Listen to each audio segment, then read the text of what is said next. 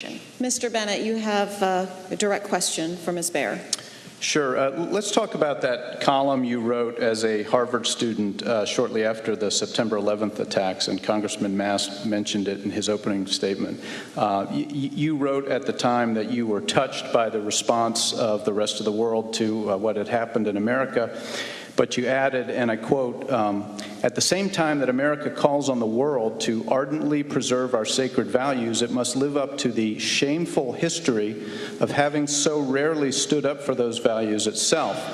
And you also went on to give examples of genocide in Rwanda, civil strife in the Congo, and ethnic cleansing in Bosnia, and you wrote, quote, "These events were just as much an affront to justice as were the events of September 11th. My question is, you were a college student when you wrote that. Do you stand by the shameful history assessment of America's history? And as a member of Congress, would you equate civil strife in the Congo with a terror attack on American soil? 9/11 had a profound impact on me. It happened my senior year in college.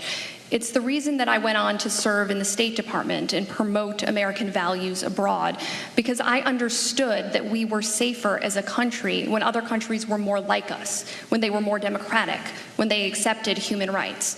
Now, the column that I wrote, that both Congressman Mast and you have chosen to selectively quote from, was a column in which I expressed that I was humbled by the response of the rest of the world, which saw an attack on America as an attack on ourselves. And I said, if we are going to have other countries see an attack on America as an attack on ourselves, then an attack on American values anywhere in the world should be seen as an attack on us ourselves as well. That's why I devoted my career, 6 years of my life, to taking an oath to protect and defend our Constitution, to serve 2 different secretaries of state, to promote American values abroad. And let me say something about our history. This is the greatest country in the world, but it is not a flawless country. We make mistakes. And what we expect from our leaders is individuals who are going to be vocal when mistakes are being made.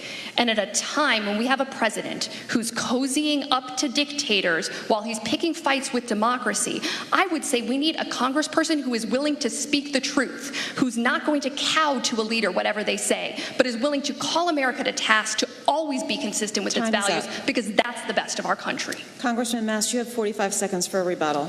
Ms. Baer and I are almost the exact same age. As she was writing that article, I was raising my hand volunteering in the military. There was a title to that article. It was From Hypocrisy to Humanity, inferring that we are hypocrites. There was this thesis to that article, and it was, America must live up to a shameful history of rarely standing up for those values itself. That was the thesis to the article. I think about the people that I served alongside. I think about the people that went running into the buildings on 9/11, the firemen and the policemen. And I've said it before, I would challenge Ms. Baer to speak to their families and tell them that their loved ones weren't standing up for American values. It's what we are defined by as Americans, that we go around the world and stand up for our values. All right.